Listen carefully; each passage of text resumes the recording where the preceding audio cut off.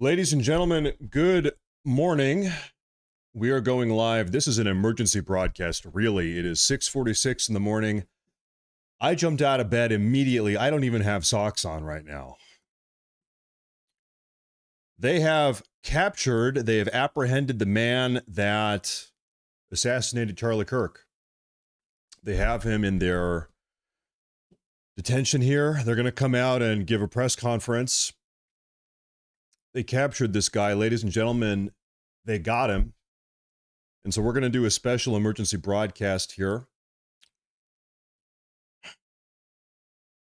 I need to kind of get a grip on the situation here. I literally was laying in bed. I got 3 hours of sleep last night. I jumped out of bed. I rolled over. I saw they got him. President Trump was on Fox News this morning briefly talking about this. We have a 25-second clip here. Okay, I'm just making sure my audio is working on my end. I apologize for that. That was probably loud. This is President Trump on Fox News just now, moments ago. Any updates on the suspect? Yeah.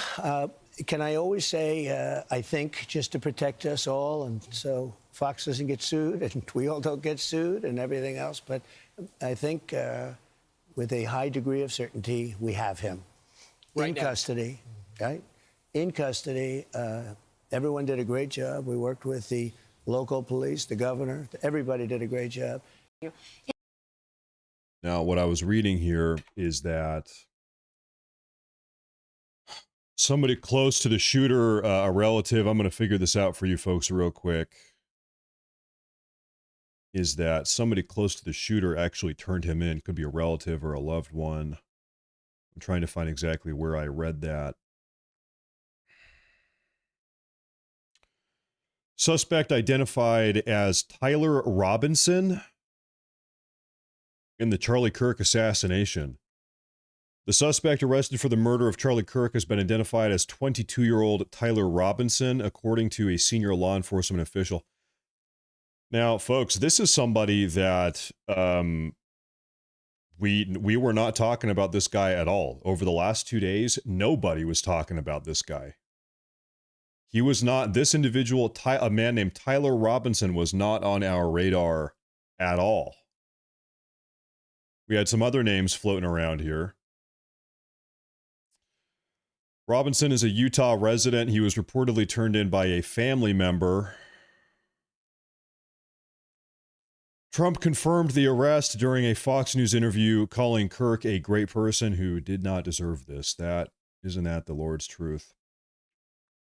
Trump said, I hope he's found guilty and sentenced to death. Charlie Kirk's killer was turned in by his own father.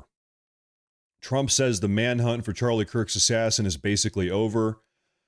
The suspect's dad reportedly turned him in through a minister linked to law enforcement. Law enforcement sources told The Post the suspect is 22-year-old Tyler Robinson. Robinson allegedly fired a single precise shot from 200 yards away. Surveillance footage had shown a lone gunman on the rooftop.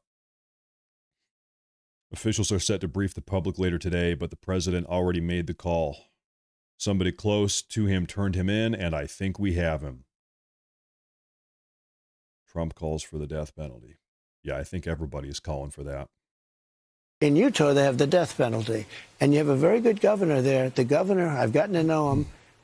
The governor is very intent on the death penalty in this case, and he should be.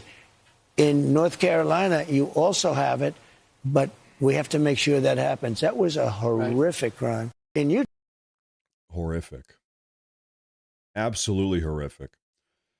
So, folks, right now we are waiting on this press conference to start. They have this guy,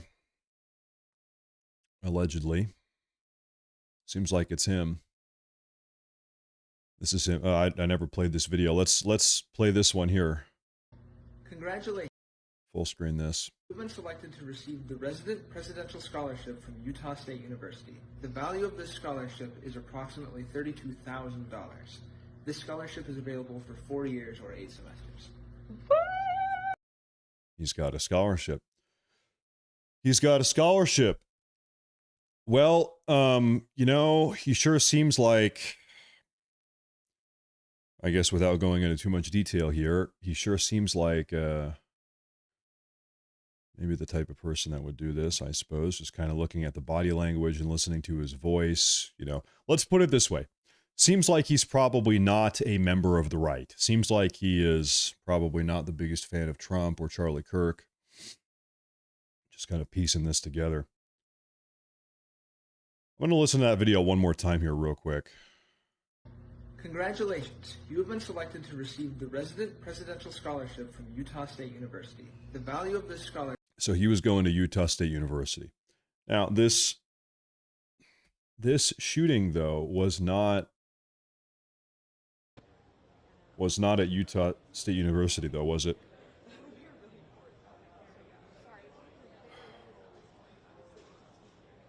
Ladies and gentlemen, today you got me right out of bed. I didn't even wash my face this morning.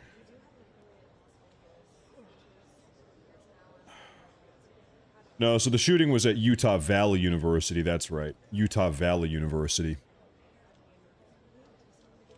This is Utah Valley University. This is where, yeah, that's right. This is where the shooting took place. And then Utah State.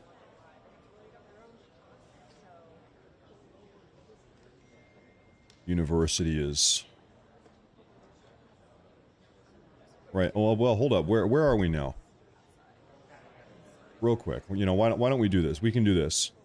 Utah Valley University. I just want to see how...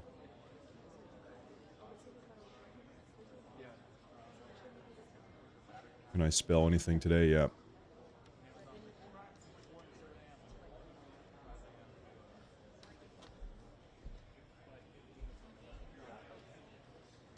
So, yeah, okay, so I guess it's a little bit far. It's about 2 hours.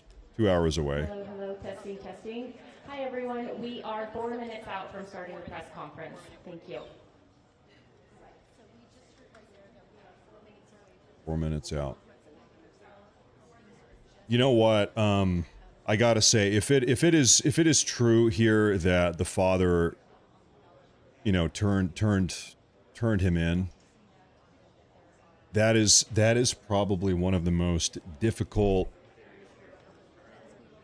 That is one of the most difficult decisions a good, loving father can make. It is a loving act to turn in your son who is a cold-blooded murderer. That is something you do out of love. And I know it sounds weird to say that. That is something that you do as a loving, good father, as a good man. You do that.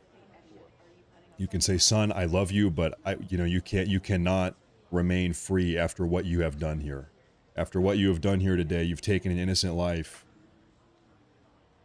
And I'll tell you, that's got to be one hell of a decision.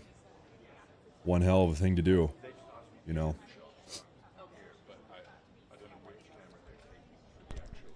What a situation, right?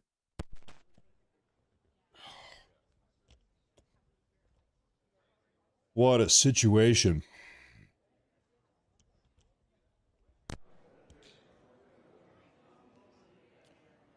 A woman just came out and said that we've got about what, 3 or 4 minutes until we have our press conference here. Allegedly, this is the individual. They're having an emergency morning press conference here. It was a pastor. You know, this is kind of tangential. I guess I'm not a Catholic, so I don't know for sure. If you're a father and you go into the confession box in a Catholic church and you say, "Priest, I need to confess my son committed a murder." Is the priest gonna report that to the police? I guess I don't really know. I've never been to confession, honestly. I don't know. I'm not a Catholic. I don't really know. And this is different. This is a Catholic thing. I don't know. I don't know what the priest would do. I feel like maybe they should go to the police in that situation. I don't know. But anyway, that's just kind of, my mind is wandering here. That's kind of tangential. We're going to be having a press conference here in the next probably 2 minutes now. Yeah, I know it's a pastor, not a priest. I know. Like I said, this is a little bit tangential. We have our press conference here in 2 minutes now, folks. They're going to come out and give us the details here.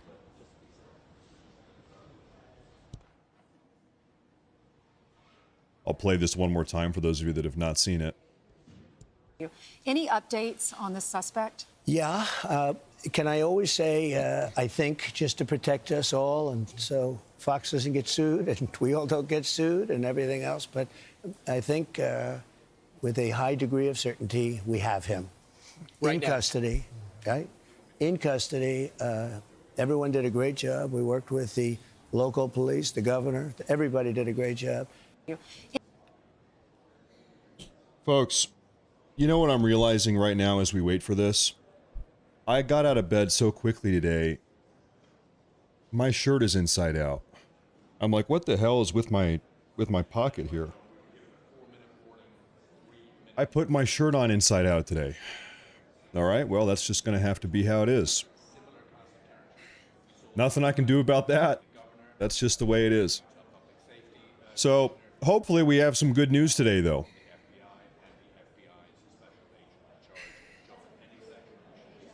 Hopefully we're going to come out and get some news about this, and we can finally try to have a tiny bit of closure here. And it's not going to be complete and total, but you know, we need a little bit of good news here at least. We need a little something here. We're probably going to know, you know, why this person did it, the route they took, exactly what went on here.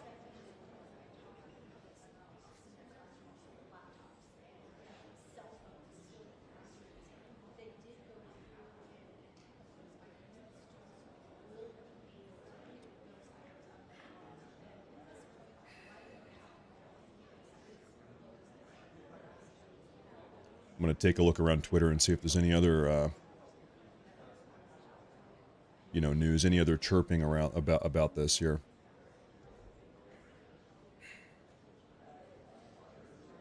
See what people are saying.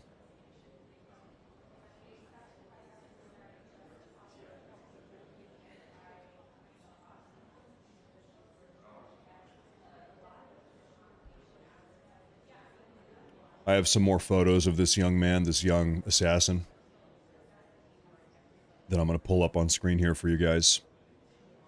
We are now getting pictures of Tyler Robinson, the 22-year-old suspect in the murder of Charlie Kirk, turned in by his dad and Minister of Law Enforcement. He's at a nice sushi restaurant. He's wearing Converse All-Star shoes. You know, to be fair about the shoes, I think a lot of people wear these shoes. They're pretty popular. But anyway, nonetheless, he's wearing them.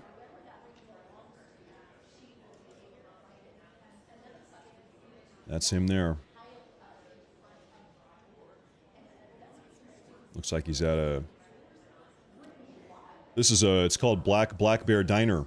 I believe you can kind of tell. I think this is the... Yeah, right there, yeah, Black Bear Diner. We've got these all over my neck of the woods. It's not a bad restaurant. He's having breakfast at a Black Bear Diner. He puts his eggs on top of his pancakes. That's how you know. That's how you know that this freak is mentally ill. That's how you know this guy is going to end up killing somebody. Because he puts his eggs on his pancakes. So anyway, there are a couple pictures of him.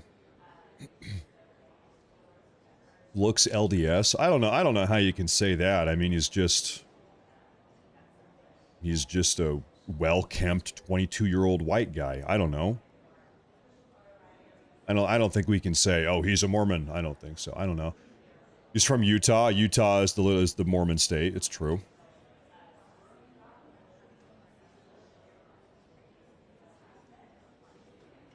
Pretty sure Mormons are not comfortable with political assassinations. In defense of Mormons, I know a lot of good Mormons.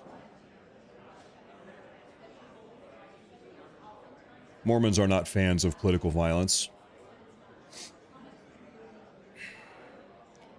You see a lot of these nut jobs on the far left, they are. They are fans of political violence. You still see the comments all over the place. We're waiting on the press conference to start right now, folks.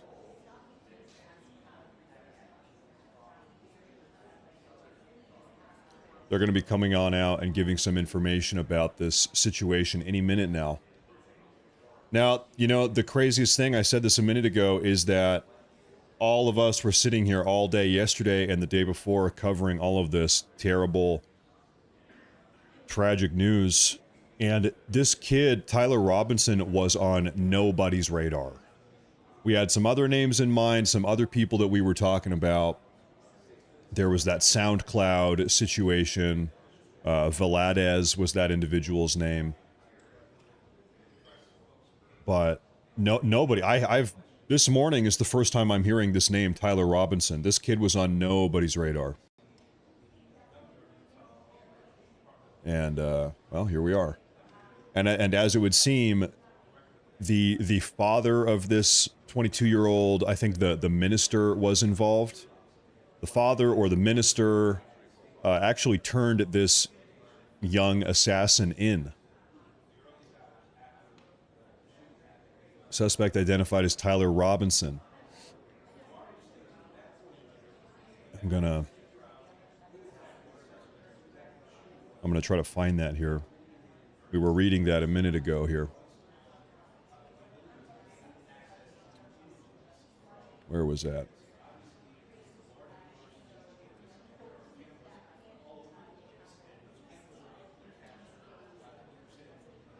You know what I'm noticing about a lot of the people that are celebrating and rejoicing over Charlie Kirk's death? Why are so many of them government employees and teachers, educators? What is wrong? What the hell is wrong with our government employees and our educators, public school, private school across the nation? So many of the people that are saying, yeah, Charlie Kirk deserved it. Here's why, blah, blah, blah. Why are so many of them educators? They are teachers. What is up? I've seen this exact thing time and time again. These are the people that are responsible for educating our nation's youth. Now, where was this? Yeah, it's almost like these schools are just nothing more than kind of anti-American communist factories, something like that, you know. Good morning, Here we go. ladies and gentlemen. Here we go. At today's press conference, we will hear from Governor Cox, FBI Director Kash Patel, and Sheriff Mike Smith. We also have with us Utah DPS Commissioner Bo Mason, Lieutenant Governor Deidre Henderson, FBI Special Agent in Charge Robert Bowles, and local and federal law enforcement partners. Following the remarks today, Governor Cox, Director Patel, and Commissioner Mason will take questions. Thank you.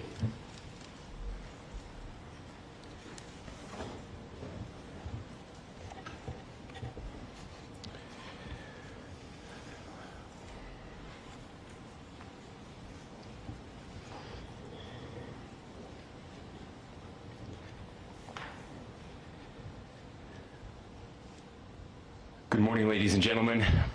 We got him. On the evening of September 11th, a family member of Tyler Robinson reached out to a family friend who contacted the Washington County Sheriff's Office with information that Robinson had confessed to them or implied that he had committed the incident. Wow. This information was relayed to the Utah County Sheriff's Office and scene investigators at Utah Valley University. This information was also conveyed to the FBI. Investigators reviewed additional video footage from UVU surveillance and identified Robinson arriving on UVU campus in a gray Dodge Challenger at approximately 8:29 a.m. on September 10th, in which he is observed on video in a plain maroon t-shirt, light-colored shorts, a black hat with a white logo, and light-colored shoes. When encountered in person by investigators in Washington County on September 12th, in the early morning hours, Robinson was observed in consistent clothing with those surveillance images. Investigators interviewed a family member of Robinson who stated that Robinson had become more political in recent years. The family member referenced a recent incident in which Robinson came to dinner prior to September 10th And in the conversation with another family member, Robinson mentioned Charlie Kirk was coming to UVU. They talked about why they didn't like him and the viewpoints that he had. The family member also stated Kirk was full of hate and spreading hate. The family member also confirmed Robinson had a gray Dodge Challenger. Investigators identified an individual as the roommate of Robinson. Investigators interviewed that roommate, who stated that his roommate, referring to Robinson, made a joke on Discord. Investigators asked if he would show them the messages on Discord. He opened it and showed several messages to investigators and allowed investigators to take photos of the screen as each message was shown by Robinson's roommate. These photos consisted of various messages, including content of messages between the phone contact named Tyler with an emoji icon and Robinson's roommate's device. The content of these messages included messages affiliated with the contact Tyler, stating a need to retrieve a rifle from a drop point, leaving the rifle in a bush, messages related to visually watching the area where a rifle was left, and a message referring to having left the rifle wrapped in a towel. The messages also refer to engraving bullets and a mention of a scope and the rifle being unique. Messages from the contact Tyler also mentioned that he had changed outfits. I know there's been speculation as well as to the writing on those casings, those bullet casings, and I believe we have that as well. Oh boy. And I'll share that with you now. Oh boy. So the area north of Campus Drive Road where the suspect crossed over, you saw some of that in the video that we released last night, consists of a grassy area with trees on the edge of the UVU campus. Investigators discovered a bolt-action rifle wrapped in a dark-colored towel.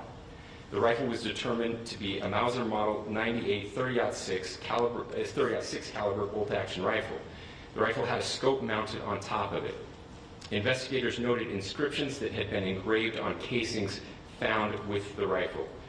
Inscriptions on a fired casing read, "Notices, bulges, capital O-W-O, what's this, question mark." Oh my Inscriptions God. on the 3 unfired casings read, "Hey fascist, exclamation point, catch, exclamation point." Oh my Up God. arrow symbol, right arrow, and symbol, and 3 down arrow symbols.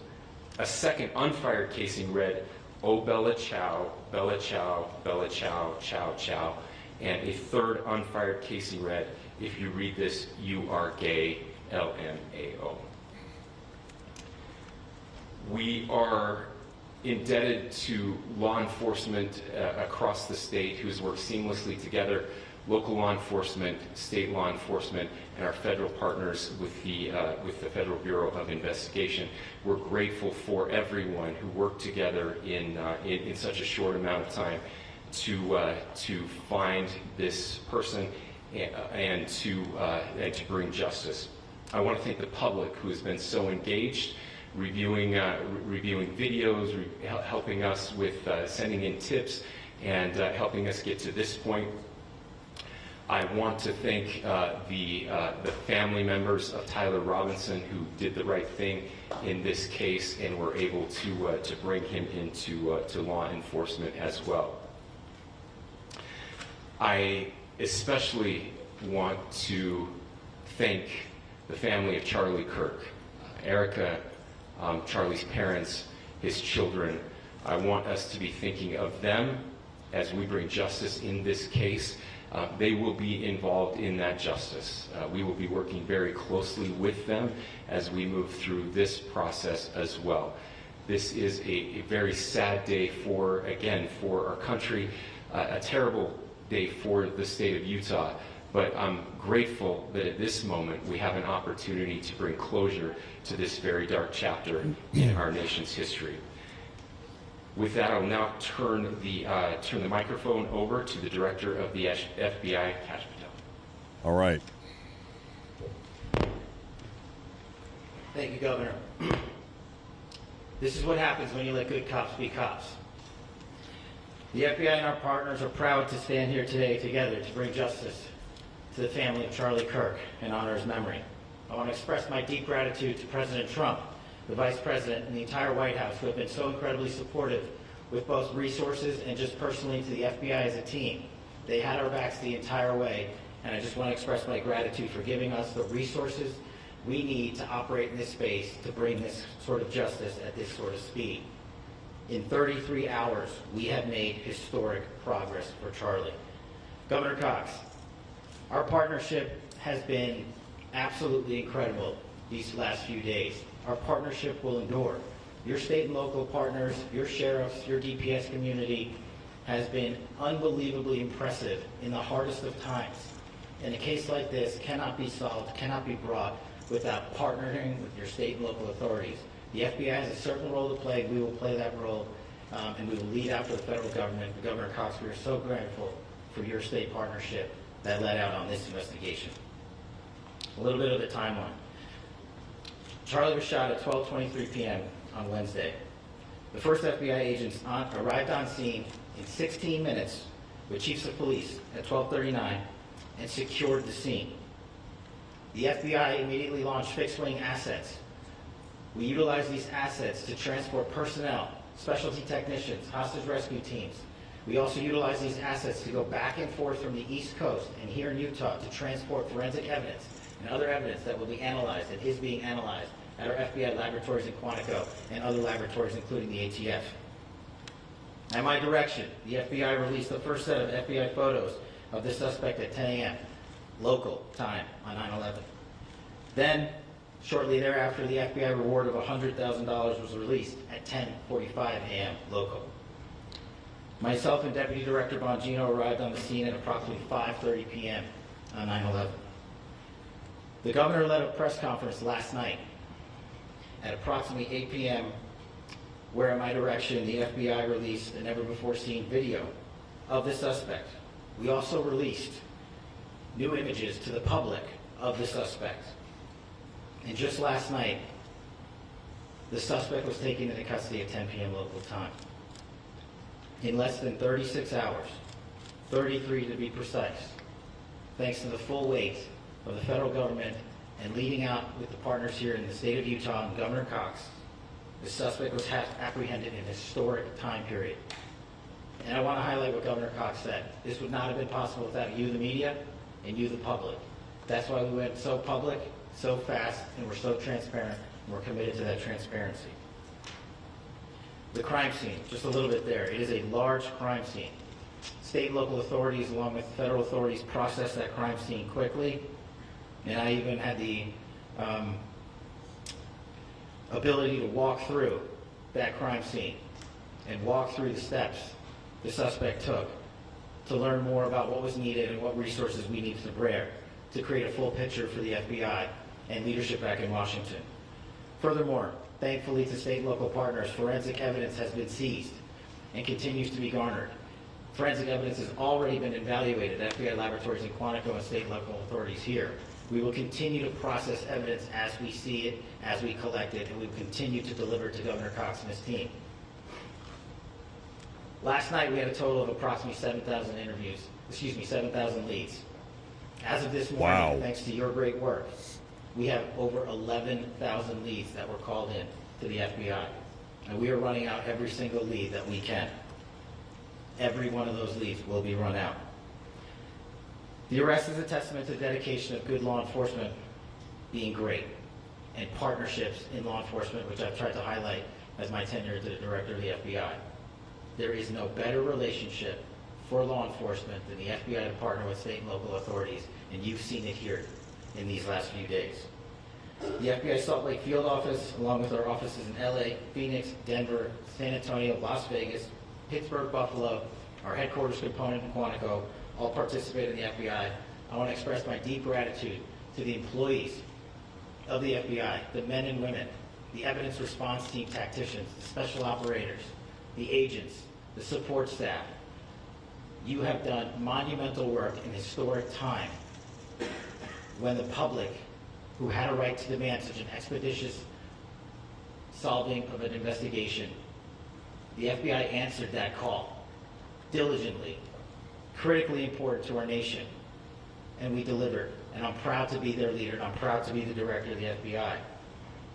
This is very much an ongoing investigation, as the governor said, and we will continue to work with state and local authorities to develop the investigation, to provide them the evidence they need for their ongoing prosecutions, and we will be here to answer every call they absolutely have, as long as it takes, for as long as we need to find and apprehend whatever suspects were involved in this crime.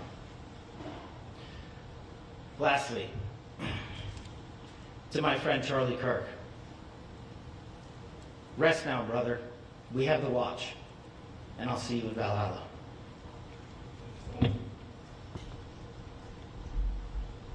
Valhalla. Thank you, and good morning.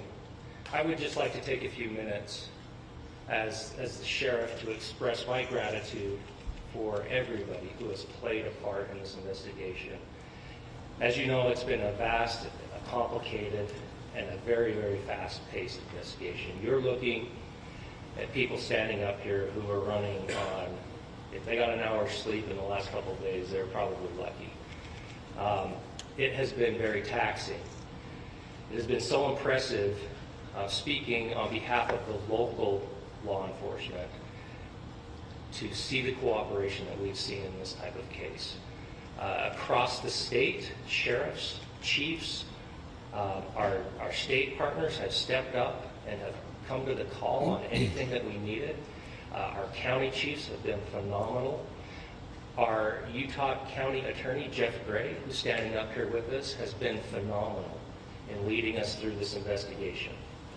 I would like to thank the federal government for their resources, their assets. Our local team here, our FBI team, has been extraordinary in helping us work through this and bring this person to justice. Most of all, I would like to thank the public, and specifically, I would like to thank the public who turned to prayers and who turned to positiveness for us. I would like to thank them on behalf of the law enforcement community because we needed those prayers. That's what we needed to get through this. We needed your support, and you gave it to us. We needed your patience, and you gave it to us. And I would like to thank you for the Kirk family because that's what they need, is your support and your prayers, and that will get us through all of this. So thank you everybody for everybody that has stepped up. We've had such a phenomenal response to this. Thank you.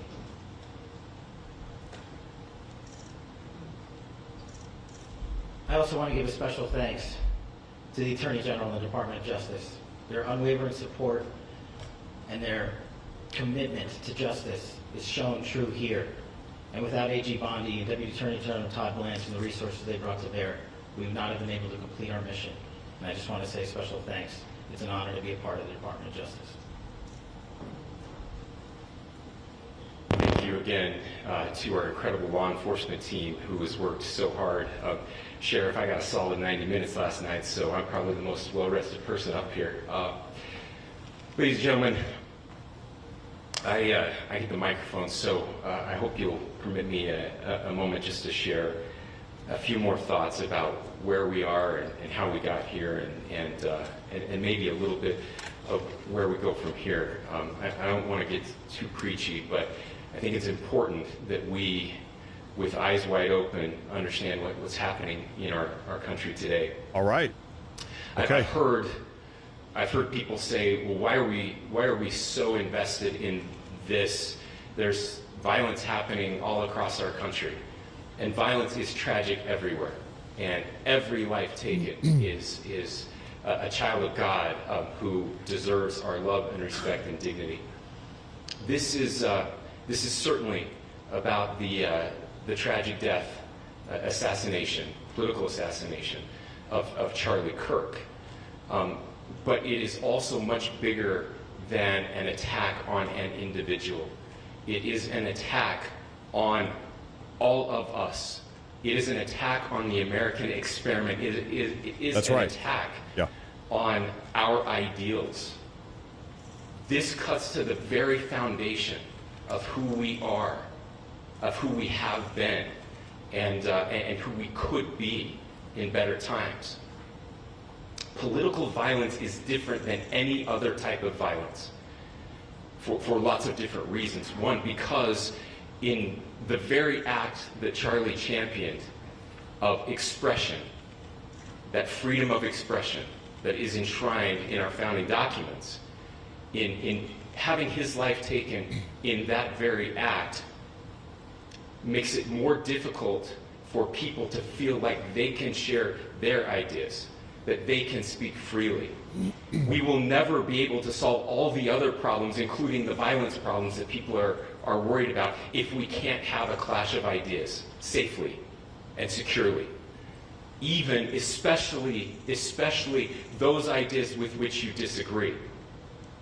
That's why this matters so much. Over the last 48 hours, I have been as angry as I have ever been, as sad as I have ever been. And it was, as anger pushed me to the brink, it was actually Charlie's words that pulled me back. I'd like to share some of those. And specifically right now, if I could, I need to talk to the young people in our state, in my state, and all across the country. As President Trump reminded me, he said, you know who really loved Charlie? The youths. And he's right. Young people loved Charlie, and young people hated Charlie. And Charlie went into those places anyway.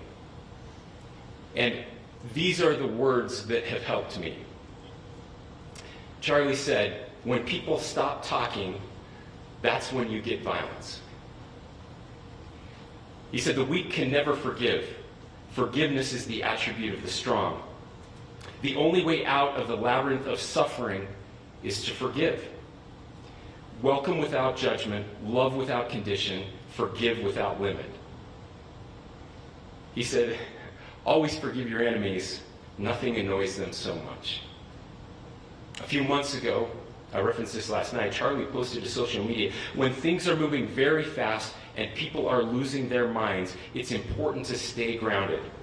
Turn off your phone, read scripture, spend time with friends, and remember, internet fury is not real life. It's going to be okay.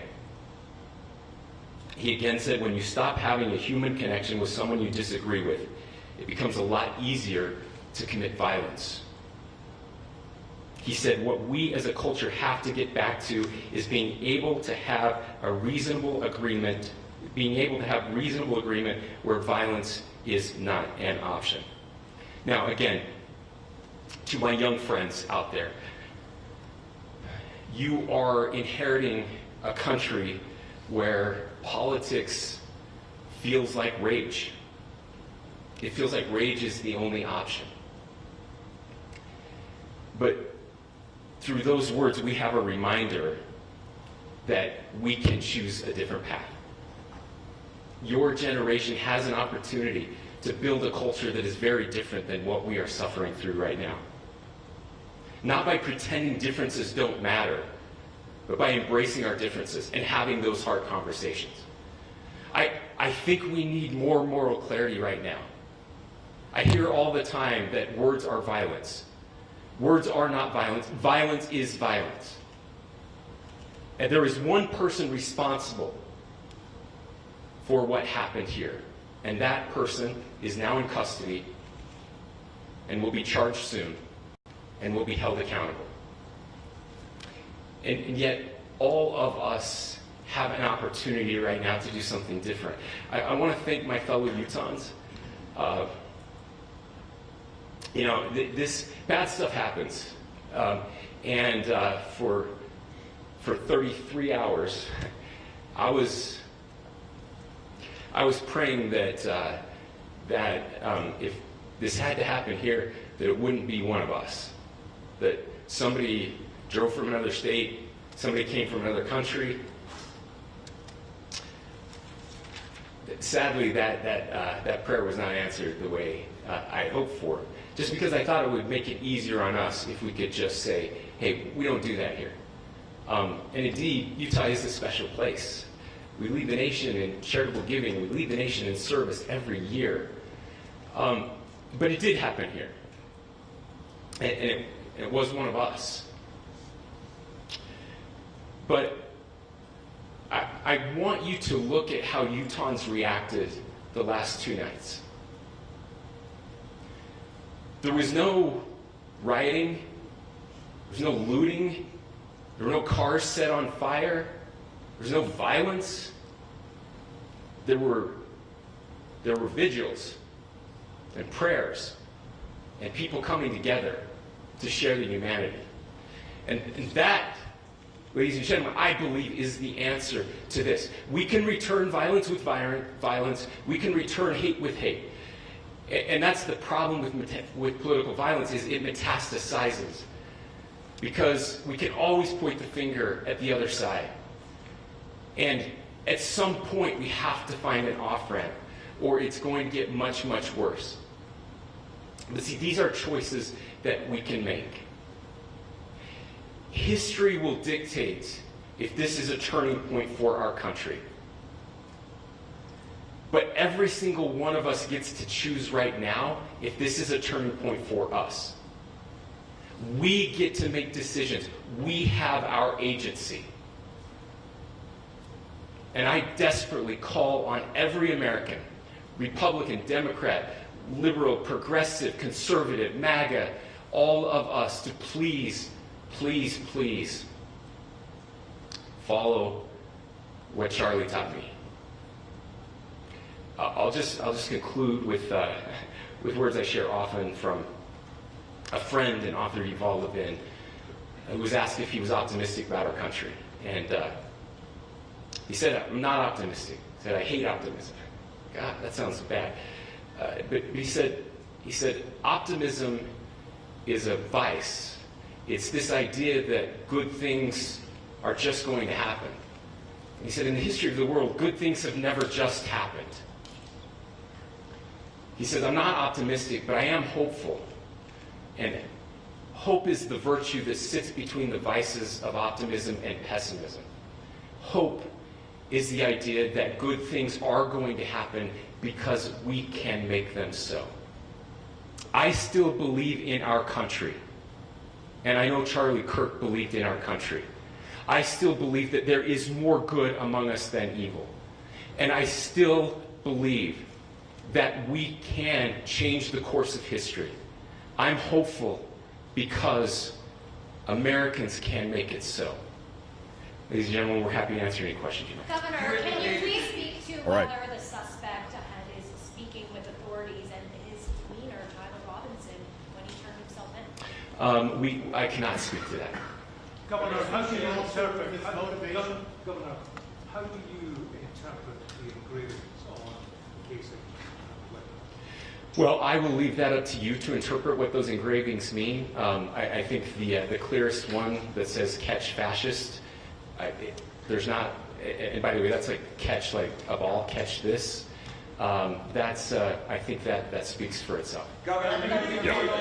Obviously, yeah. You talked about this level of hatred that this person expressed at a dinner. Beyond that, is there anything in your view that you've discovered that may have radicalized or changed him to prompt him to commit such a horrific act? There's nothing more that we can share at this time. Governor, you indicated that he had been communicating with a friend on Discord about the gun. Do you anticipate any more arrests? We do not at this time have any information that would lead to any additional arrests. Do you believe he acted alone? Yes. But the investigation is ongoing. Can you tell more about the family, what they had to say about the suspect? How he came into custody of police and where he is right now, Mr. Robinson? Yes, so right now, Mr. Robinson has been booked into the Utah County Jail.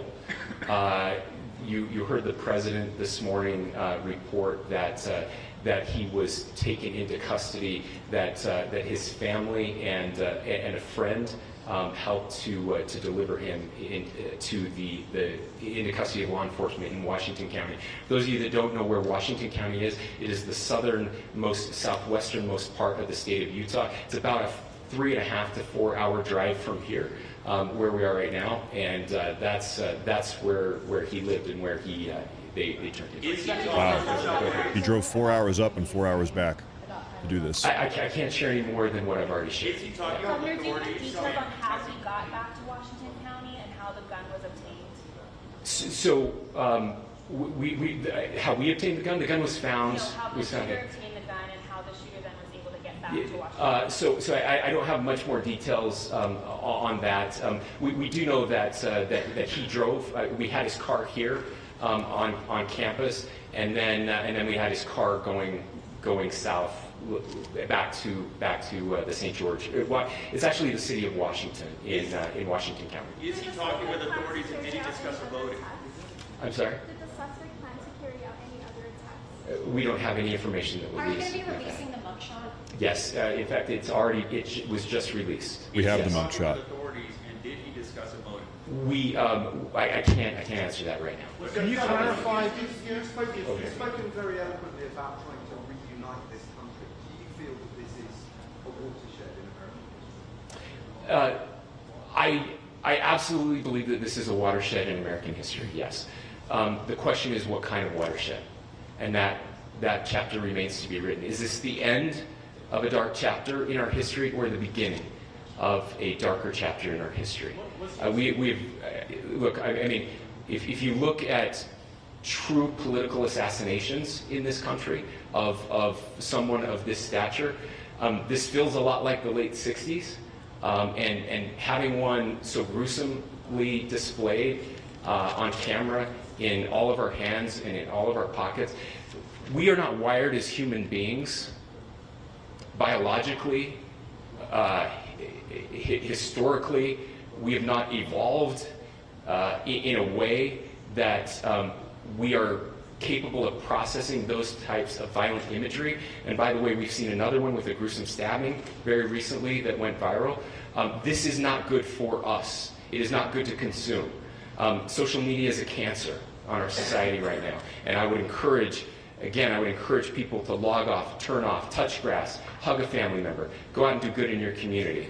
That is happening, and it's happening organically right now. I had a friend in a small city in Utah who said, we're getting together, the Republicans and Democrats in my little town are getting together to have a discussion tonight, last night, just to find a way to find their better angels. So yes, this could be, I mean, again, you have to go back to JFK to have seen a video live of something like this happening. I wasn't born until 1975, but I know that things were really dark in the late 60s. Sorry to some of you. I know some of you were there. This is our moment. Do we escalate or do we find an off-ramp? And again, it's a choice. It's a choice, and every one of us gets to make that choice. Two more questions right here. Could we clarify that the release of those enhanced images at 8 p.m., the timeline that Director Patel gave us, led to the arrest at 10 p.m.? Is there a direct connection between those two events? I cannot comment if there is a direct connection or not, but all I can say is that that through some process, the family came to know that this had happened. One more thing, Governor. Could you just clarify the clothing issue you mentioned earlier? Was he changing outfits? Correct. Could you just clarify this? Yes. So when he's first spotted on campus, he has different clothing on, and then he changes clothing on the roof, and then changed back into that clothing at some point, so that when he was apprehended, when he was arrested, the clothing matched the clothing he had on before the shooting here at UVU. Last question here. You said that the suspect was from Utah. Can you kind of tell us a little bit more about where, and was he a student here at this university, and is there any history of mental illness? Yeah, so I don't have any information on the mental illness part. He was not a student here at UVU. He was living and had lived for a long time with his family in Washington County. Thank you, everyone, for your great work in getting this information out. I would just say, process-wise, this may be important. I know many of you aren't familiar with the process in Utah. I think it's important that you understand that. Basically, we have 3 days for charging documents to be filed. A CI will be filed. We'll have more information then, more detailed information as those charging documents are filed in preparation for a preliminary hearing. So 3 days. So, you know, we would anticipate then that early next week, those charging documents will be filed. We will obviously be working, the county attorney will be working very closely with Mr. Kirk's family as those documents and decisions are prepared and made. Thanks, everyone. All right. I thought that was a pretty good press conference. So, folks, let's kind of go through the information here, put some images up on the screen. We have the mugshots of this individual. This is a 22-year-old man from southwestern Utah. His name is Tyler Robinson. This is him here. And you can tell he looks like the photos that we were looking at yesterday. The photos put out by the Salt Lake City FBI. This is him here. Those photos are hot off the press as of like 5 minutes ago. Now, there's some other stuff here. I want to talk about the message on the engravings. This is something they said first, though. They said that Tyler Robinson actually messaged his roommate asking him to retrieve the rifle, according to authorities. So Tyler Robinson ditched the gun. He was running away from the scene of the crime after carrying out the assassination, regrettably. He ditched the gun in the trees in the tree line as he was fleeing the scene. And then he messaged his roommate saying, "Hey, dude, can you go retrieve the firearm for me? I had to ditch it." So it actually wasn't, we were trying to figure out yesterday, did he want the firearm to be found? Did he not want it to be found? Seems like he actually did not want it to be found because he requested the roommate. And so the roommate actually worked with the FBI, corroborated, was giving them some information. Good on him, I guess. Seems like he was compliant. Here are some photos, some more photos of this guy. Here he is with maybe his dad, presumably. I'm not sure exactly who that man is. But anyway, this is him here living in Utah. This is the man that killed Charlie Kirk. This is the piece of shit that killed Charlie Kirk. Now, I want to play this clip for you guys here. This is a 45-second long segment talking about the engravings on the shells, on the shells here. Take a look at this. That had been engraved on casings found with the rifle. Inscriptions on a fired casing read, "Notices bulges, capital OWO." That notices bulges, OWO. This is a transgender thing. This is like a gay transgender online meme. The bulge, sorry. The bulge is a transgender person's penis. That is what that is. Notices bulge. That is what that is. So this is a transgender thing. It's a gay thing. What's this question mark? Yeah. Inscriptions on the 3 unfired casings read, "Hey fascist!" exclamation point, "Catch!" exclamation point. Saying like, catch the bullet. Hey, catch the bullet. Hey, here's the bullet. Catch is what that is. Up arrow symbol, right arrow and symbol, and 3 down arrow symbols. A second unfired casing read, "Oh Bella Chow, Bella Chow, Bella Chow, Chow Chow," and a now this "Oh Bella Chow" thing, as far as I can tell, this is actually the significance of Bella Chow engravings on the murderer's bullet. The kid was Antifa. What is Bella Chow? It is a work song sung by Women Mondine. It is a World War II era resistance song narrating the fight of Italian partisans against fascism of the mid-20th century. So this is an Italian anti-fascist song protesting Mussolini's fascism in Italy. Okay. Ciao Bella Ciao. There you go. I guess it was recently repopularized by a Netflix show called La Casa de Papel. Maybe this kid picked it up in a Netflix show.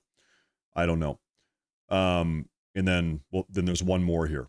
Third unfired casing read, "If you read this, you are gay, LMAO."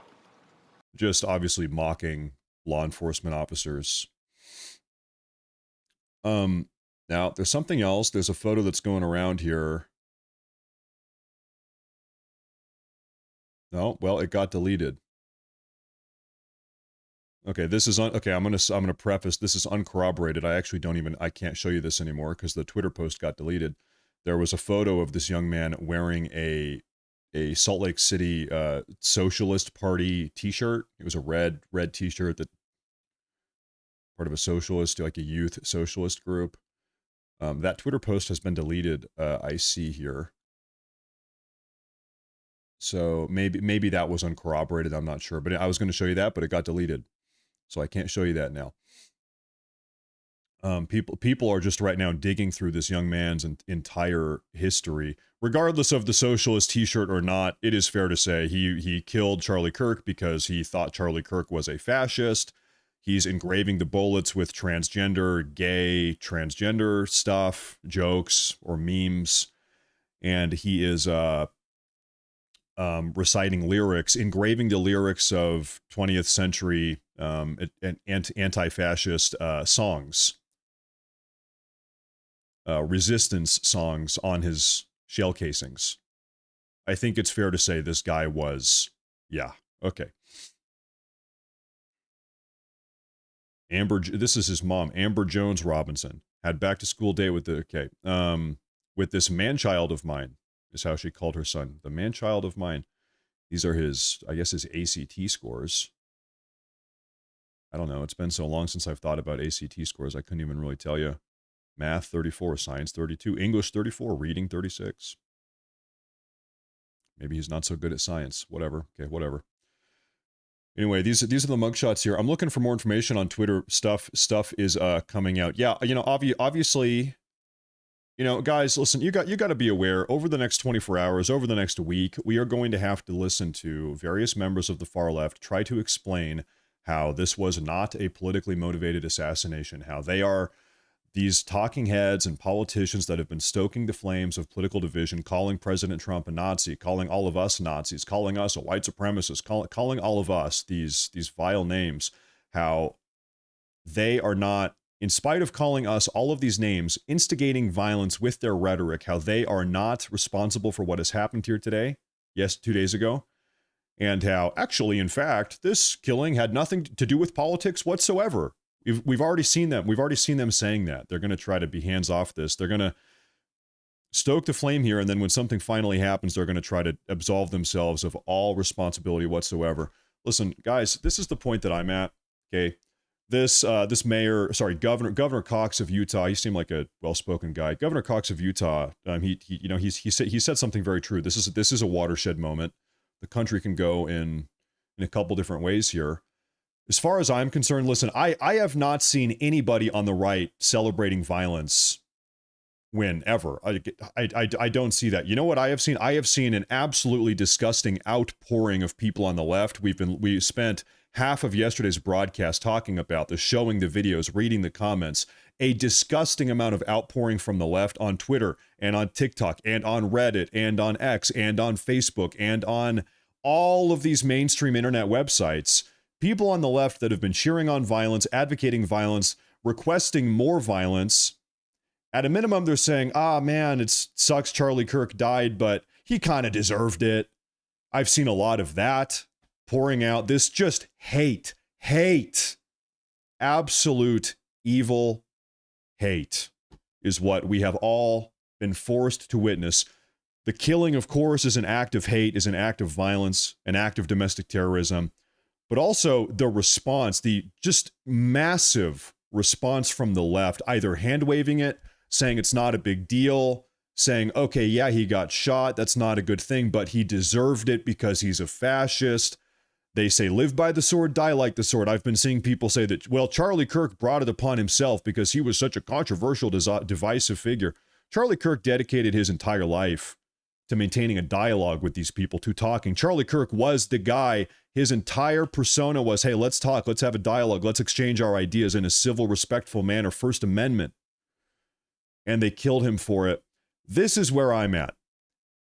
Any single person on the left that does not strongly, vehemently disown this violence and disown this hate and condemn the violence and condemn the hate, if they don't do that, every single one of them, as far as I'm concerned, they are co-signing the hate. As far as I'm concerned, All of these people on the left, the talking heads, the politicians up and down, the just normal everyday left-wing electorate, normal everyday American citizens on the left, if they do not explicitly shut down this hate, condemn it, say this is not what we are about on the left, we don't do this, we need to shut this down, never again. If these people don't start saying never again and disavowing this, as far as I'm concerned, they are co-signing this. The only way, as Governor Cox just said, the only way we're going to move forward from this and get out of this dark era of violence and hate that we are in is if the left does not step up and say, listen, enough is enough. This is not what our party is. Our party is becoming this. Our ideology, our movement is becoming this, the party of hate and murder and violence and political assassinations. If they don't get on the ball here and shut this stuff down, as far as I'm concerned, they are complicit. They are a part of this. Their silence, you know what we've been hearing from them for decades is that silence is violence. Silence is violence. If you don't speak out, then you're just as bad. You know what? The shoe's on the other foot now. Your silence is violence. Charlie Kirk got shot in the neck 2 days ago in front of his 3.5-year-old daughter. Now what? What are you going to say about that? Are you going to condemn that? Are you going to condemn that and say never again? We can't ever let this happen again. Or are you going to make excuses and try to push justifications for why he kind of deserved it? The ball, as far as I'm concerned, the ball is in the court of the left right now. The ball is in the court of the far left radicals. They either condemn this or they don't. But I'll tell you what, I've been saying this for the last 2 days. The people that have been celebrating this, these people cannot be reconciled with. These people cannot be negotiated with. These people, in fact, dare I say, it is impossible to have a republic, the type of government, the type of free speech-based government that we have had for 250 years now in this country. This year is the 250th anniversary. Our country is not going to have a future if 15 or 20 or 30% or God forbid 50% of the nation is comfortable with political violence. Our country is built on the idea that we ought to be able to share our ideas and beliefs and political ideologies and have a dialogue without the fear of being shot in the head, as they tried to do to President Trump a year and a half ago. As they successfully did with Charlie Kirk, they blew a hole in his neck 2 days ago in front of his kids. We've seen Trump voters all across the country for a decade now lose their lives. There was a guy in Portland, this is my hometown, this is always fresh in my memory, despite it being probably 6 or 7 years ago. I'll never forget the video of the Trump voter in downtown Portland. He had a red Trump hat on, and an Antifa member, Antifa, walked up behind him with a revolver, put a hole in his brain. The guy never even saw it coming. Just this Antifa member walked up behind him, just executed as if it was in like a cowboy Western movie. The only reason why is because this Trump voter had a red hat on. He was minding his business on the sidewalk in downtown Portland, executed in broad daylight on video.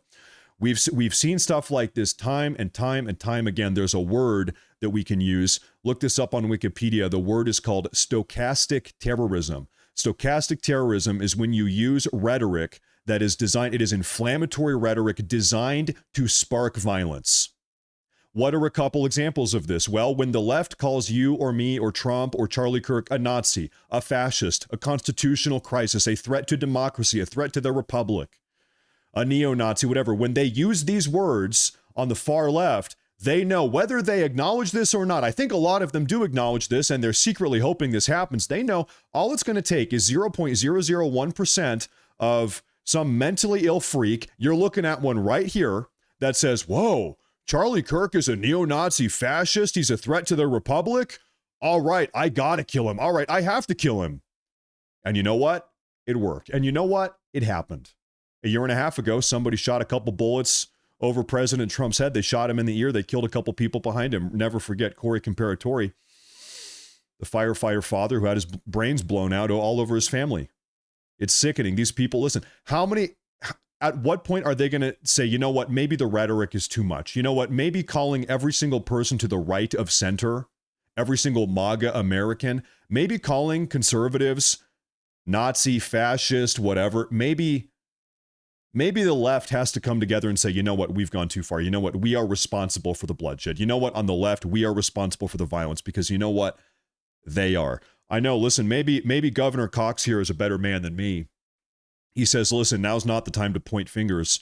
We know, yet, listen, as far as I'm concerned, If we want to solve a problem, we need to understand what the problem is. We need to recognize the problem. The problem in this country is radical far-left violence and the rhetoric coming top down from the left-wing media, from MSNBC, from CNN, from mainstream senior-ranking Democrat politicians, Chuck Schumer, AOC, Jamie Raskin, all of these people, Jasmine Crockett, all of these people, they are our senators. They are our sitting House representatives.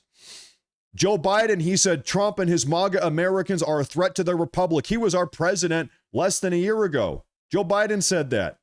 Kamala Harris has echoed the very same sentiment. They are fanning the flames of violence here. And I'm asking the question, how many more people need to die before the American people wake up and say, listen, this rhetoric is causing bloodshed? And like I said, perhaps the most disgusting part about this entire dynamic is just it is overwhelming. It is gut-wrenching. It is sick and it is evil. The overwhelming amount of rhetoric on the internet right now, taking place on the internet. It's Twitter, it's X, it's Instagram, it's TikTok, it's everywhere. It's on Reddit. A lot of it is on Reddit. People popping out, these leftists, they're saying, woohoo, we're celebrating, we're having a party. Charlie Kirk is dead. It's time to have a party. Everybody bring some beer. We're taking shots. We're taking shots because we killed Charlie Kirk. In fact, more than that, not only are they celebrating, they want more. They want more blood. They're saying, all right, we got Charlie Kirk. Now who's next? Maybe we're going to kill Matt Morse next. Maybe we're going to kill Ben Shapiro. Maybe we're going to kill Donald Trump. Maybe we're going to kill Elon Musk. They're already planning the next. They're already cheering it on. They're already building the pretense for an attack like this to happen again. These people are bloodthirsty. This is an evil. This is a rot of the soul. This is a level of heartlessness that I've been saying this for 2 days now, every single day.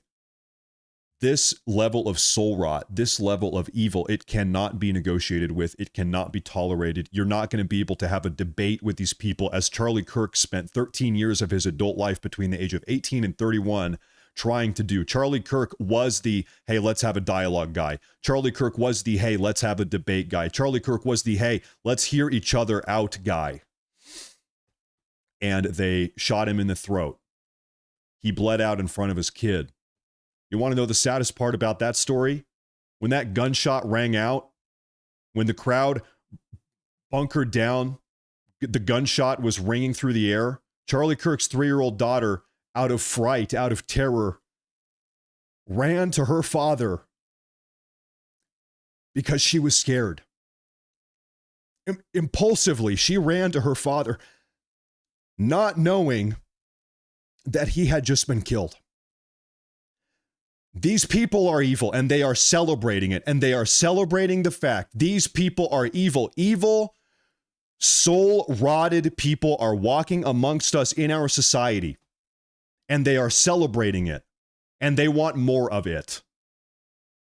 These people cannot be negotiated with. They cannot be debated with. You're not going to have a civil discourse with them. And it is gut-wrenching. It is sick.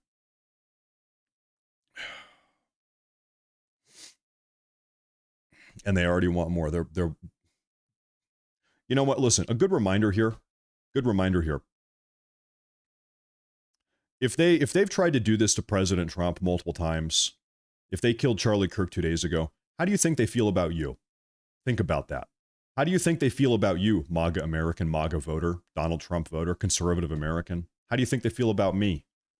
They'd be celebrating just as much, likewise, if it was your blood seeping into the dirt, or my blood seeping into the dirt.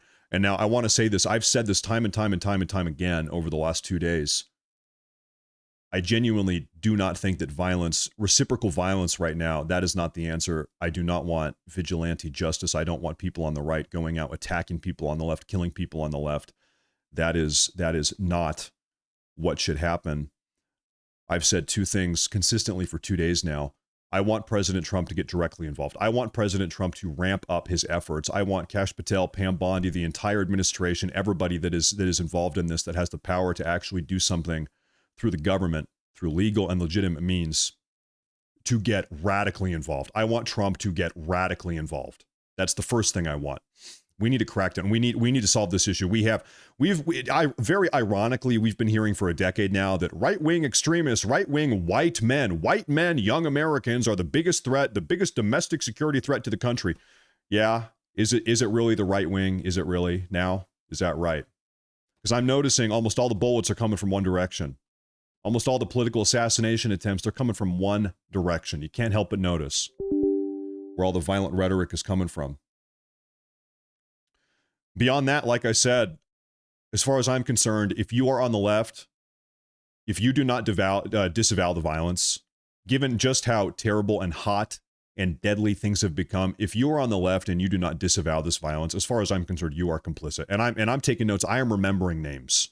Okay, I'm taking tabs on everybody. If you are a member of the left, if you are a left-wing voter, I'm not saying that you need to vote for Trump. I'm not saying that you need to stop being a progressive. What I'm saying is, if you don't disavow political violence, political assassinations, you are complicit. Let's cut the bullshit. Let's have an adult conversation here. If you're not disavowing this violence and you're on the left right now, because I see everybody on the right disavowing this. However, I look at the left and what I see is a bunch of people wanting more. They want more of it. They are celebrating. If you're on the left and you are not disavowing this, you are complicit. You are a part of this. Charlie Kirk's blood is on your hands just as much as anybody else, just as much as this young man here. Disavow it. Otherwise, listen. This stuff has got to be shut down because, like I said before, listen, this country was built on the fundamental principle that we ought to be able to share our ideas and our political beliefs and have a dialogue, a respectful, civil, safe dialogue without fear of getting your brains blown out or a hole blown through your neck with a 30-06 bolt-action rifle. And clearly, that's not the type of country we have anymore. We don't have that country now. If you are civilly and respectfully expressing your ideas, you do have to be afraid of having a hole blown through your neck and bleeding out in front of your 3 or 4-year-old daughter. That is a legitimate fear now. That is where the country is. And it's like I said, it's coming from one side. They need to disavow this. The ball is in their court. And not just a passive, timid disavowal. They need to scream this from the goddamn rooftops. They need to come out and yell it and scream it. Okay? They need to wholeheartedly, because what I see right now, I see this from AOC and I see this from Chuck Schumer. I see this from a lot of people. All over. I see us on MSNBC. You go watch the clips. They say, Charlie Kirk, Charlie Kirk, yeah, he probably shouldn't have been killed. But also, Charlie Kirk leaves behind a legacy of extremist, radical rhetoric, and it's not that hard to imagine why somebody would want to kill him. In a way, he kind of brought it upon himself. I see a lot of that. If you're saying that, if that's your opinion here, fuck you. Fuck you. His blood is on your hands just as much as anybody else. There is nothing that Charlie Kirk said in his entire career that warranted blowing a hole in his neck and dying in front of a crowd of 1,000 people. And by the way, let's talk about the crowd. There were young students in this crowd. Their impulse reaction, the second Charlie Kirk's body hit the floor, his throat is squirting blood. Sorry to be graphic. You had some of these wretched people in the crowd. Their impulsive reaction was to get up and celebrate. You've seen videos of this. They're all over social media. Their impulse, knee-jerk reaction was to get up and celebrate and cheer. And that's not even rational thought. That's just corruption of the soul is what that is. They didn't have time to think about what their response. That's just their knee-jerk. That's their impulse. And the thing that leads to that impulse knee-jerk response is there's no other way to put this. It is a pure corruption and downtrodden state of their soul is what results in that. We have a problem in this country, is what it is. When you have enough people that just, they think that is how they ought to behave. And they think it's okay. The far left, they've become so brazen. They are uploading videos of themselves. Their face, you can see them. It's identifiable. They're not even wearing a mask. They are identifiable. You can see them. Hey, Jeremy Smith here. I'm celebrating. I love the fact that Charlie Kirk died. You see that all over the place. They are not even trying to conceal the fact that they love what has happened. They are brazen. They are mask off. They have taken the mask off. And by the way, I've seen some people, they've said, well, a lot of these are probably bot accounts. They're bots on Reddit. I don't know, maybe some, not all of them. I'll give you a personal anecdote here. This is going to radicalize some of you guys that actually think all of this pro-violence rhetoric is just bot activity or artificial intelligence. It's not. It's not. Listen, you are deluding yourself. You need to be aware of the problem we have in the country. These people are real. These are real people. They are in the country with us. They hate you. They want you dead. Not all of these people are Russian bots or Chinese artificially generated videos. These are real people. These are Americans. We have an American problem. This is an American problem. This is an American problem. These people, they are, technically speaking, just as American as you. These are American citizens, and they want you dead. And they are cheering on the death of Charlie Kirk. I grew up in the Portland, Oregon area, the most radically progressive place in the country. Okay? I'm going to tell you something that's going to blow your mind. The day after Charlie Kirk died, this is yesterday, I said, I wonder what all my old friends on Facebook are saying about this. Because I went to university in Portland, Oregon. I went to middle school, high school, elementary school in the Portland, Oregon area, in Portland proper. I've got over 1,000 friends on Facebook of people that I met and grew up with and worked with from Portland, in Portland. Okay, these are Portland, Oregon people. I said, these are real people. I know these people. Some of them are family, coworkers, former coworkers, whatever. So I logged into my Facebook account for the first time in a long time, and I wanted to see, what are these people saying about Charlie Kirk? These are people I grew up with. I went to school with, former coworkers. These are real people, real American people. They're American citizens. I logged into my Facebook account. They were overwhelmingly celebrating. These are former middle school teachers of mine.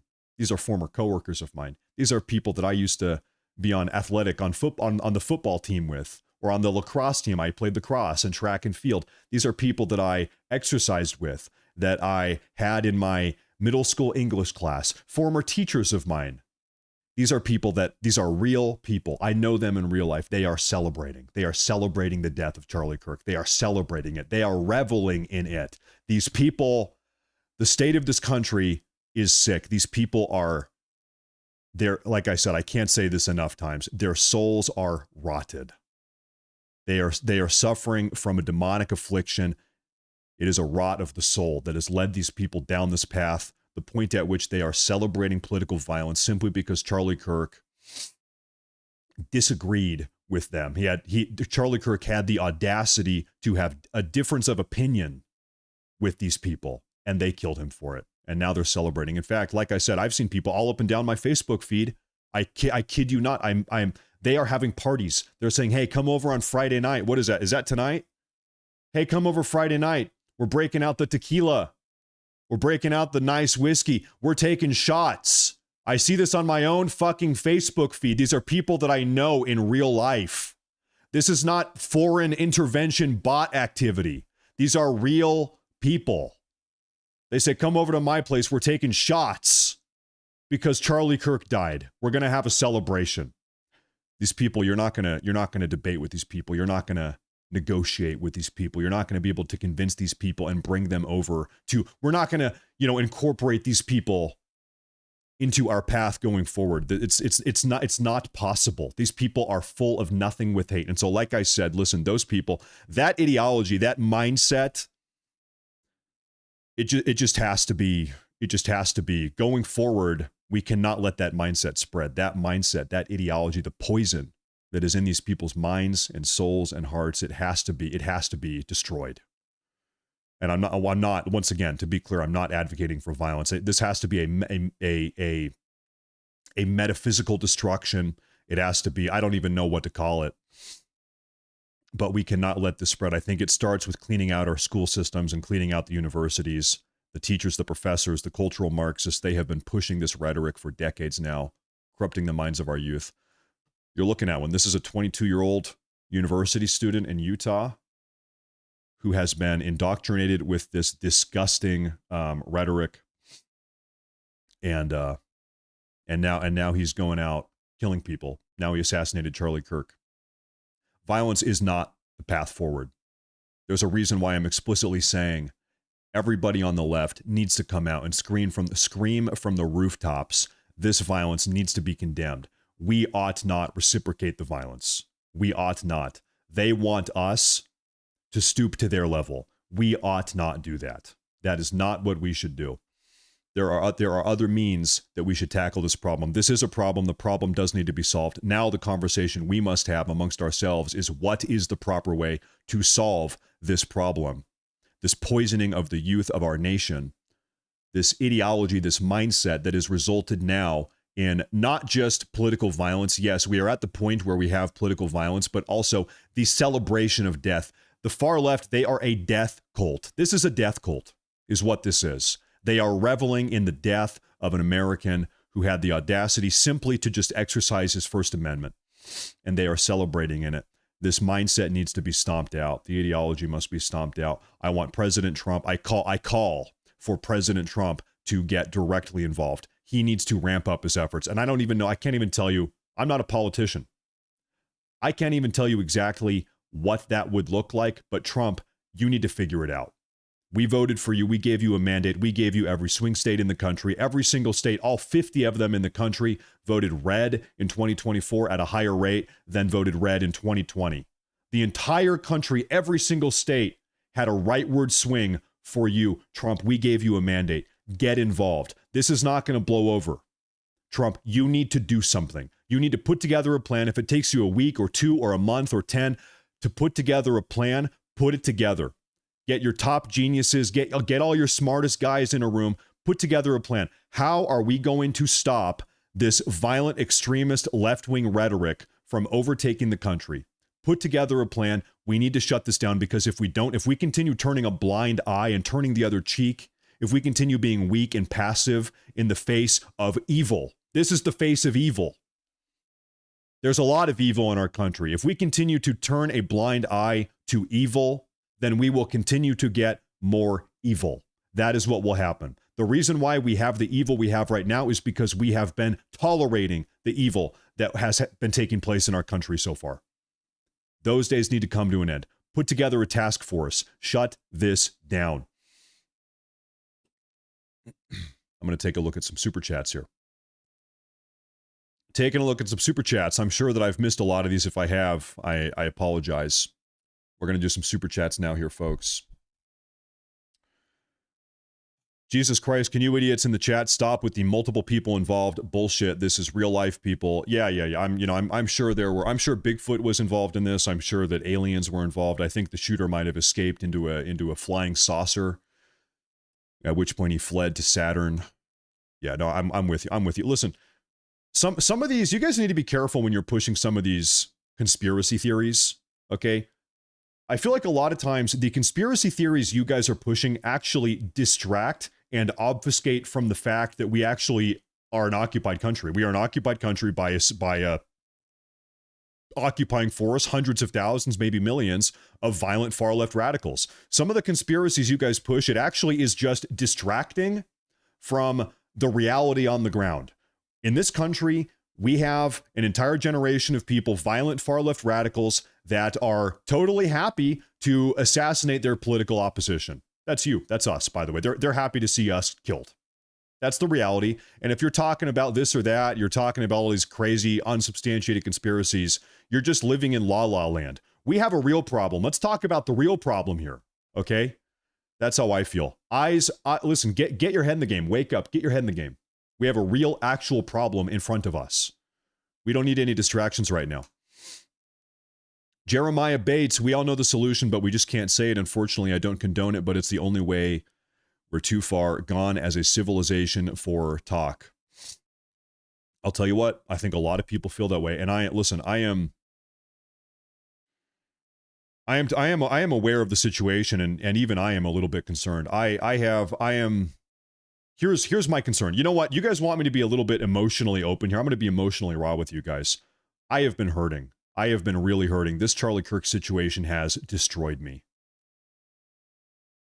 For the last 2 or 3 days, my emotional state has been a pendulum swinging between extreme depression and extreme hate and rage and anger. If I'm not extremely sad and depressed and melancholy, I am full of hate and rage. And there's no in between. I'm either here or I'm there. That's been my state for the last 3 days, my emotional state for 3 days. And here's my worry. I'm a guy, I'm in control of myself. I'm in control of my emotions. I don't know, you could call me a stoic guy. I'm not a reckless guy. That's what I'm trying to say. Here's my concern. I am concerned that there are people that are feeling the same thing that I'm feeling, rage and hate and sadness and anger and frustration that don't have that deference that I have. And those people are going to go out and do something. That's my concern. And that's why I'm saying, don't do that. Please do not do that. That if you, I know, because I know how you feel. I know the emotions that you are feeling right now because I'm feeling them with you. I'm there with you. Do not do that. That is not, the question is, if you, let's hypothetical here, crazy hypothetical. If somebody on the right in some type of retaliatory violence gets in their pickup truck and goes driving through some left-wing neighborhood and starts shooting people's houses, God forbid, that is also likewise an act of evil. Do you think that is going to make the situation better? Is that going to make this better? Ask yourself that. Is engaging in some type of reciprocal violence, whatever it might look like, is that going to make the dynamic better? No, it's not. Also, here's a question for you. Would Charlie Kirk have wanted that? Charlie Kirk's body isn't even in the ground yet. Okay? Would Charlie Kirk have wanted that? No, he wouldn't have. But no, I understand a lot of people feel that way. I understand. Genesis 9:6 from Dingus Dongus, whoever sheds human blood, by human shall their blood be shed for the image of God. There you go. Thank you, Dingus Dongus. Silent Hunter, appreciate what you do and just wanted to add, most of the people who have celebrated publicly are getting their lives turned upside down, followed up on a few, and surprisingly, social justice is actually happening. Yeah, you know what? Hey, going forward, as a consequence of this situation, I am now a social justice warrior. Hey, my name is Matt Morris, and I am now a social justice warrior. And what I mean by that is every single person on social media that has been openly and publicly celebrating the death of Charlie Kirk, and God forbid, advocating for more violence, I want their lives to be ruined. I want them kicked out of university. I want them to lose their scholarships. I want them to be fired. I want them to be homeless. I want them to never have another fucking paycheck again. These people are sick. They have no place in our society like this. They need to have their lives ruined. Yes, and by the way, because that is exactly what they have done to us. They need to be held accountable. We need, to use a term of their own, we need social justice. So there's a website right now where people are reporting this stuff. You can help put this together. If you see that, you know what? Yeah, hold these people accountable. Yes, they are sick. I see that. It is happening. It is happening. That's how I feel. Keep speaking the truth. Principe Cristiano, thank you very much. I appreciate that. I appreciate that. Joseph Porter, thank you, brother, for being a patriot. You're talking just like Charlie. You know, I just, out of respect, you know, I have to reject the comparison. Charlie Kirk is, you know, it's funny because I never even have, Charlie Kirk and we don't even have exactly the same political stance on a lot of topics. We do have our differences. This is no disrespect to Charlie. I think I'm probably a little bit further to the right than Charlie Kirk was. Charlie Kirk, I think, was a little bit more moderate than me. So, you know, I don't know, maybe there's another timeline where I could have debated Charlie Kirk someday and we could have hashed out our differences. I don't know. That would have been a fun thing to do. But Charlie Kirk, you know, you must give credit to where Charlie Kirk, you must give credit to Charlie Kirk where it's due. Charlie Kirk was an incredibly skilled, successful, highly accomplished, highly effective man at the age of 31. You need to give credit where it's due. Charlie Kirk was a great man. And in fact, at this point in the wake of his assassination, Charlie Kirk is not a man. Charlie Kirk is now a martyr.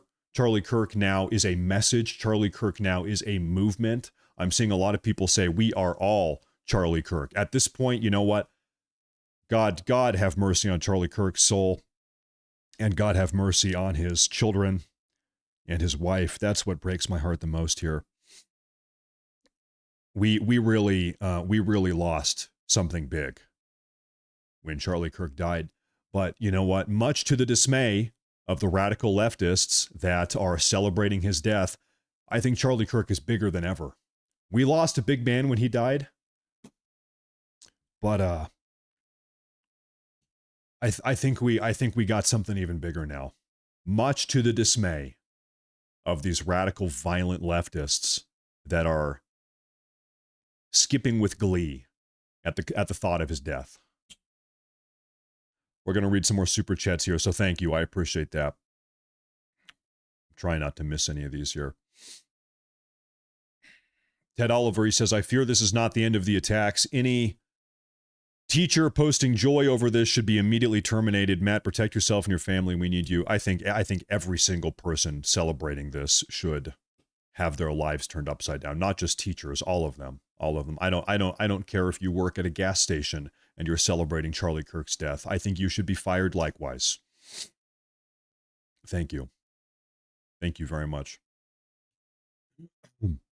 Your occupied country statement is 100% accurate. Keep speaking the truth. Charlie was better speech personified. Better speech has fallen. Bullet beats speech. The right has no spine. I'll tell you what, Charlie Kirk wanted to have these debates, and the left, they realized that they weren't winning them. Everywhere Charlie Kirk went, he left in victory. He defeated all of his debate foes, as far as I'm aware, all of them. Nobody could stand toe to toe with this guy, just about nobody at least. And what they realized is that, well, if we can't stop this guy, we're just going to have to kill him. That's what they said. They made a decision. Well, if we can't out-debate this guy in the free marketplace of ideas, then we're just going to have to kill him. And that's exactly what they did. That's exactly what happened. Thank you. Thank you very much. Another super chat here. This is bought and paid for. $50 super chat. Thank you very much. Turn your emotions over to Jesus. This is a spiritual war that Jesus is the only answer for. Honor his memory and embrace his Savior. I think a lot of people, I think a lot of people around the entire nation are having sort of a spiritual awakening here in the death of Charlie Kirk. Has anybody else noticed that? I think a lot of people are realizing listen, yes, this is a physical, corporeal war. Dare I call it a war, a conflict that we are in right now in this nation. But also, this is a spiritual, metaphysical conflict that I think we have found ourselves in as well. This is genuinely a fight, I believe, between good and evil. And I think a lot of people are starting to realize that. Thank you very much. Thank you.